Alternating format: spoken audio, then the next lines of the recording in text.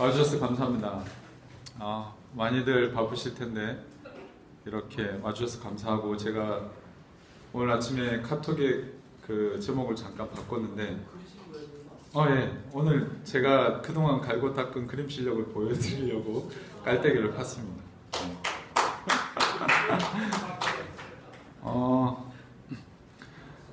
오늘 얘기할 주제는 제가 애자일을 하게 되면서 느꼈던 많은 것들, 경험했던 많은 것들 하고, 그리고 생활 속에서 제가 느꼈던 것들에 대해서 제 얘기를 들려드릴까 합니다. 사실은 마인드셋과 관련된 얘기들을 개발팀에 어떻게 하면 좀 도움을 드릴 수 있을까 해서 준비를 했다가 우리 코치들하고 같이 리뷰하면서 한번 깔았어요. 네. 그래서 그 피드백을 제가 받아들여가지고 어떻게 하면 사람들 마음을 다치지 않고 얘기를 할 수 있을까 되게 고민을 많이 하다가, 사실은 저희가 한 2달 전부터 준비를 했는데 좀 공유하는 게 늦었습니다. 그럼 지금부터 시작할게요. 네. 저는 SDS에 개발자로 입사를 했어요. 이미 알고 계신 분들 많이 계시겠지만, 이제 공공개발그룹이라고 하는 데가 예전에 있었는데 그때 개발자로 입사했습니다. 제가 얼마 전에 그 다른 분들 앞에서 저도 한때는 잘 나가는 슈퍼 개발자였다라고 말씀드렸더니, 아니다, 당신은 패스트 개발자지 슈퍼 개발자가 아니었다라고 얘기를 정정을 해주시더라고요. 저희 공공 프로젝트 할 때는 지금도 마찬가지지만 그 사람이 부족하니까 원가 때문에 항상 뭐든지 다양하게 다 하는 사람들이 많이 필요로 했어요. 그러다 보니 여러 가지 손을 대긴 했지만 최신 기술을 따라잡지 못하는 그런 아픔이 있었죠. 그러다가 이제 우연히 제가 애자일을 하는 프로젝트에 원하지는 않았지만 조직 간에 뭐 이렇게 일을 하다가 참여하게 됐어요. 그때 에반도 제가 처음 만났었는데, 그죠? 네. 그때 이제 저는 개발자 중에서도 나이 많은 오래된 기술을 가지고 있는 개발자였습니다. 대용량 데이터베이스를 다룰 줄 아는 나이 많은 개발자였는데 데일리 스크럼을 했죠. 데일리 스크럼을 해서 내가 어제 무슨 일을 했고 오늘 뭐 할 건지를 얘기를 하는 거예요. 근데 저는 애자일에 대해서 배운 적이 한 번도 없었습니다. 그때까지. 애자일 하고 싶어서 들어간 조직도 아니었으니까요. 이게 되게 낯선 거예요.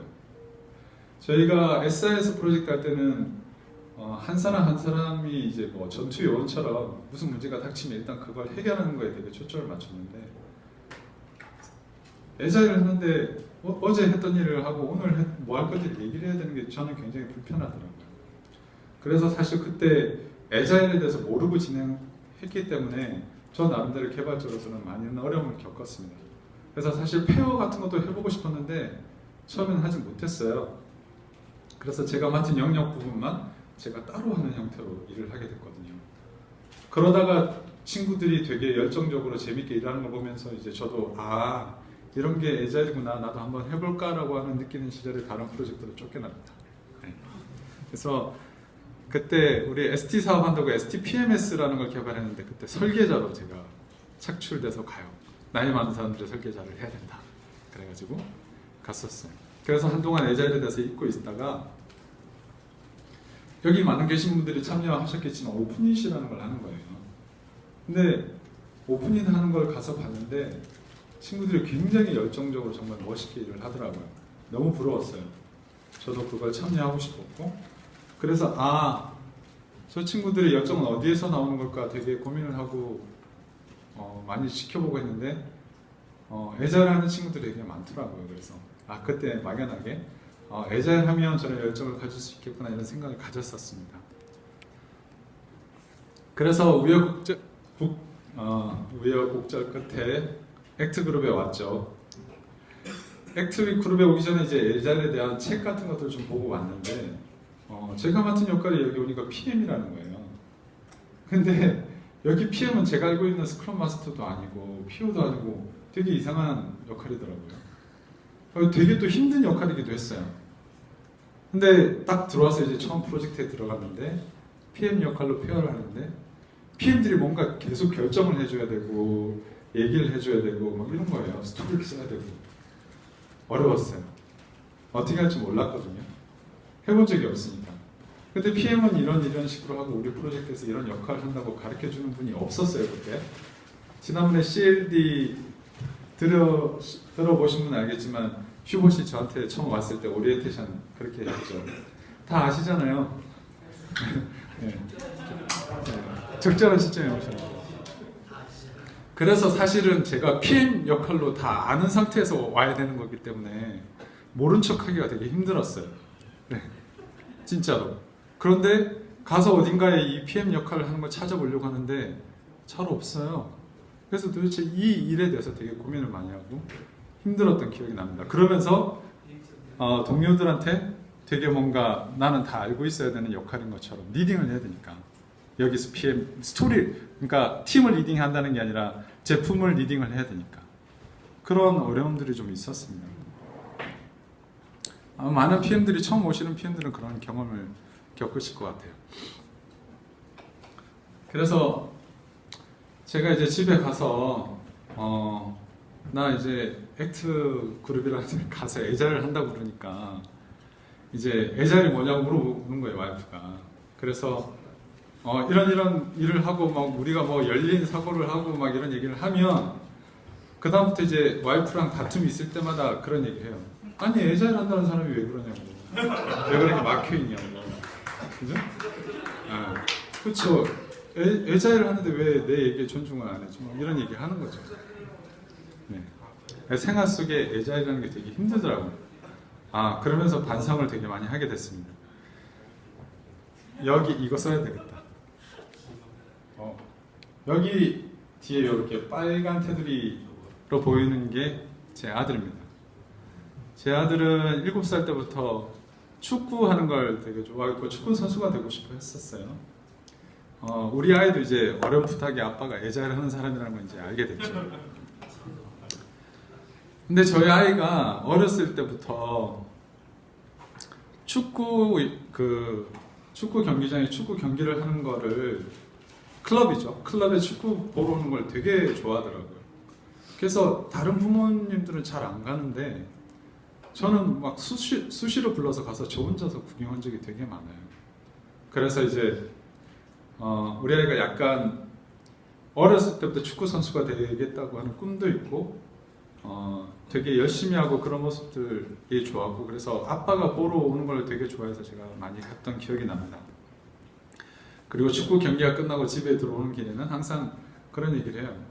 오늘 내가 더 잘할 수 있었는데 뭐 때문에 되게 아쉬웠다고 막 얘기를 하죠. 그러면 내가 아니야 너 참 잘했어 오늘 정말 멋있었어 얘기하면서 더 잘할 수 있게 제가 피드백을 주고 했었어요.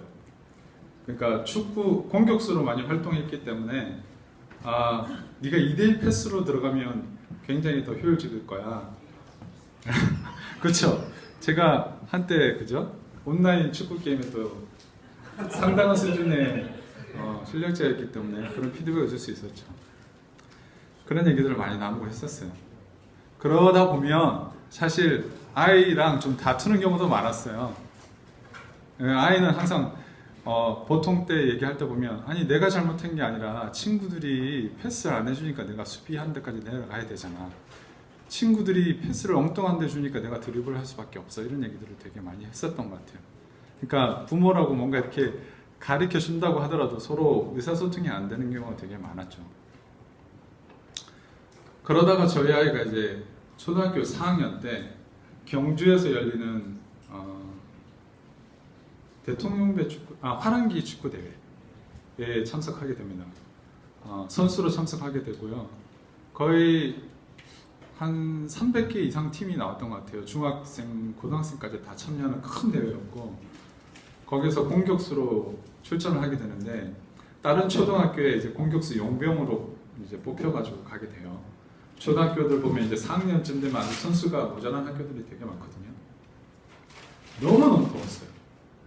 그냥 경기장까지 걸어가는데도 지칠 만큼 너무 더웠는데 그 땡볕에서 축구를 하더라고요. 그래서 이제 경주까지 가서 막 내려서 응원하는데 우리 아이가 공격수였는데 번번이 골대를 맞추고 골을 못 넣는 거예요. 그런데도 되게 열심히 하는 모습을 막 응원을 많이 했거든요. 그래서 이제 예선전이 3경기가 있는데 3경기를 전부 다 승리하고 팀이 이제 32강에 올라가게 됩니다. 근데 저희 아이가 예선전이 끝나고 축구 선수를 그만두겠다고 얘기를 해요. 네.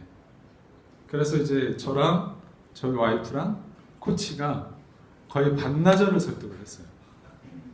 반나절을 설득하는데 이유를 명확하게 얘기를 안 하고 자기는 할 수 없다라고 얘기를 합니다. 그러다가 알았다. 그래서 그러면 더 이상 못하는 걸로 하고 끝내고 이제 숙소에 데려와서 그때 이제 초등학교 4학년들 합숙을 했었거든요. 근데 거기서 이제 빼와서 숙소에 데려와서 얘기를 하는데 친구들하고 너무 성향이 안 맞다는 거예요. 다른 선수들하고. 그래서 자기는 거기 있을 수가 없다고 얘기를 하더라고요.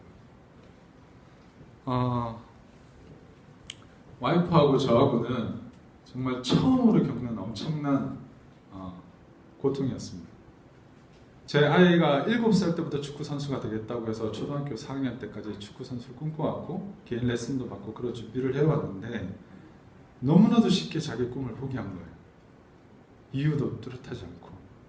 우리가 뭔가 잘못했다는 생각에 너무너무 가슴이 아팠어요. 그냥 정말 별거 아닐 수도 있는데 우리 아이한테 엄청난 큰 실수를 저지른 것 같은 느낌이 확 들었어요.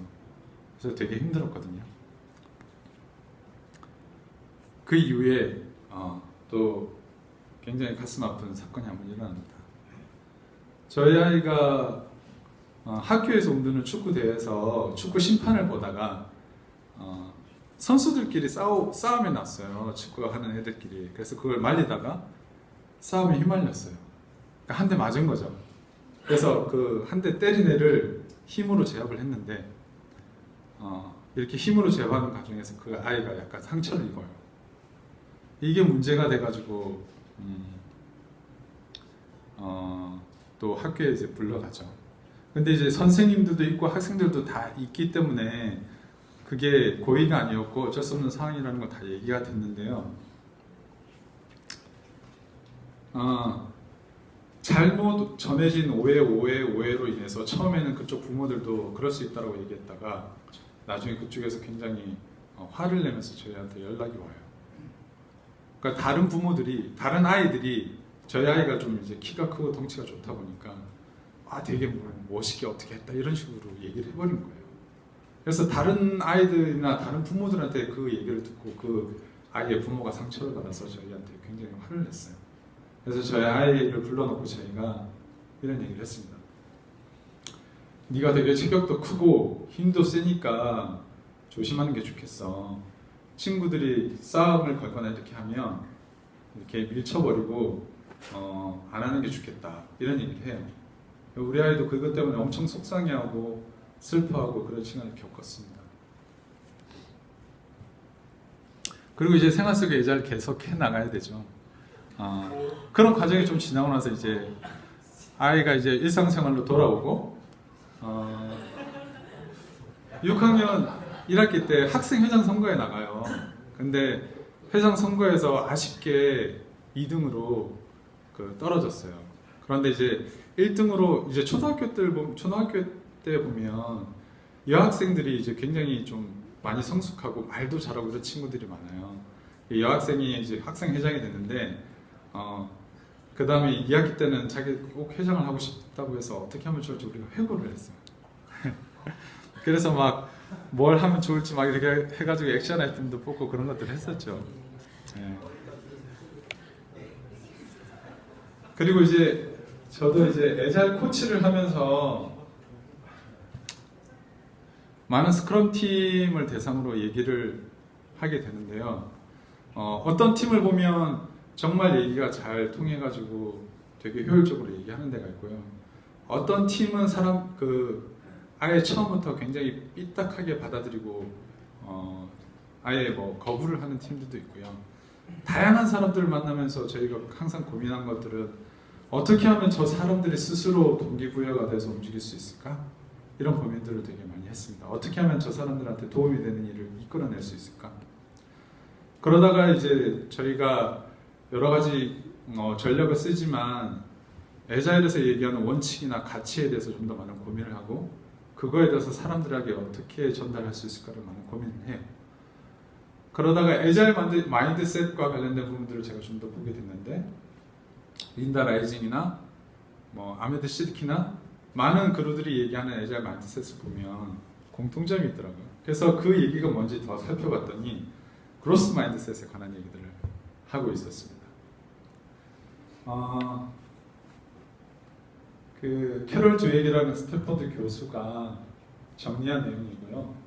우리 사람들의 그 어떤 특정 성향을 두 가지 마인드셋으로 구분을 했어요. 그래서 이제 픽스드 마인드셋과 그로스 마인드셋이 있는데, 그로스 마인드셋은 그런 겁니다. 이제 일단 우리가 예전에서 흔히 얘기하는 실패를 두려워하지 않는 마인드예요. 그래서 계속적으로 배우고자 또 하는 마인드가 있고, 불확실한 미래에 대해서도 굉장히 두려워하지 않아요. 그리고 회의에 실패하는 걸 두려워하지 않고 도전에 되게 열광적이고 그리고 배우는 데 많은 노력을 드립니다. 중요한 게 피드백인 것 같은데 피드백은 지금 현재 내 상태를 평가하는 게 아니라 내가 앞으로 더 나아가기 위해서 어떤 도움을 주는지를 받아들이는 사람들이 그로스 마인드셋을 가지고 있대요. 픽스드 마인드셋은 반대입니다. 실패를 아예 피하려고 하고요. 칭찬받는 걸 좋아하고요. 그리고 이제 자기는 재능이 뛰어나다고 생각하는 사람들, 그렇죠? 나는 원래 타고난 재능이 뛰어나다. 이런 사람들이 픽스드 마인드셋이 좀 많은 경향이 있대요. 근데 이거 가만히 보면 아예 사람이 양분법으로 나눠지는 게 아니라 우리 인간들 마음속에는 이 두 가지 마인드셋이 다 있어요.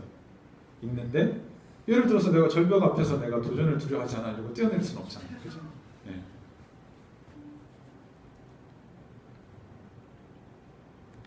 그죠? 그리고 막 차가 지나가는데 우리가 무단횡단하면서 난 도전을 두려워하잖아. 이럴 수는 없잖아요. 그런데 이제 우리가 어떤 일이나 열정을 갖고 하는 곳에 있어서는 그로스 마인드셋이 훨씬 도움이 되는 것 같아요. 그리고 이 과정들은 둘 다 키울 수가 있습니다. 네. 그 책의 내용을 보면 픽스드 마인드셋을 키울 수가 있어요. 누구 인생을 망치고 싶으면 그 사람한테 픽스드 마인드셋을 계속 키워주면 돼요. 네. 그렇게 할 수 있습니다. 그런데 이 내용을 보다 보니까 제가 되게 열려있고 마음이 열려있는 코치라고 생각했는데 저한테도 픽스드 마인드셋이 너무 많이 있는 거예요. 그 생각을 되게 많이 하면서 제가 느낀 게 뭐냐면 제가 처음 PM으로 여기 왔을 때 저도 그런 마음이 강했던 거죠.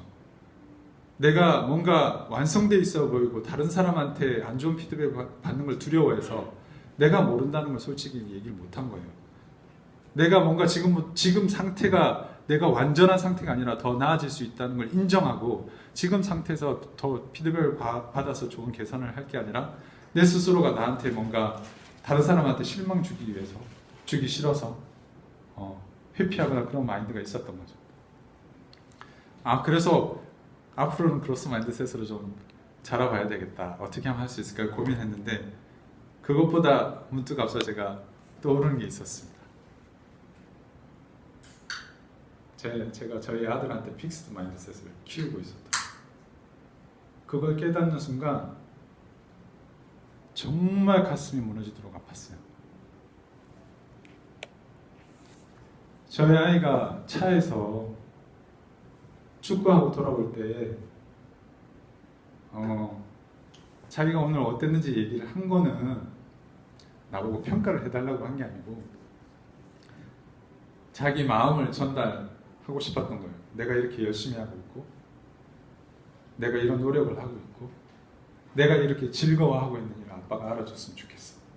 그 얘기를 하고 싶은데 나는 더 잘하는 결과에 대해서 계속 가르치려고 하는 거죠.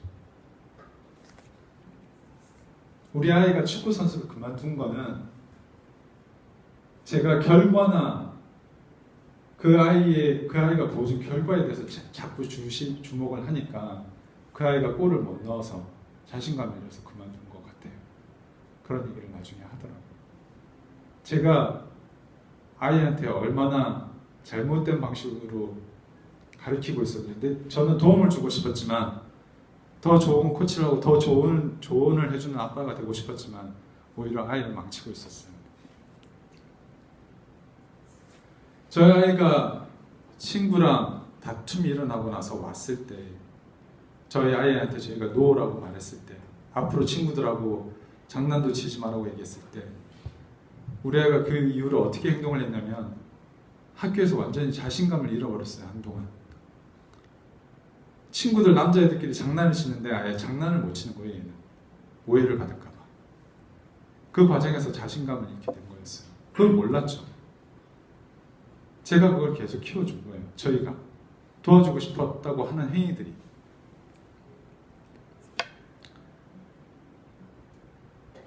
다시 한번 싸움이 일어났습니다. 굉장히 친한 친구랑 다툼이 일어났어요. 장난치다가. 장난을 치지 말라고 했는데 장난을 친 거죠.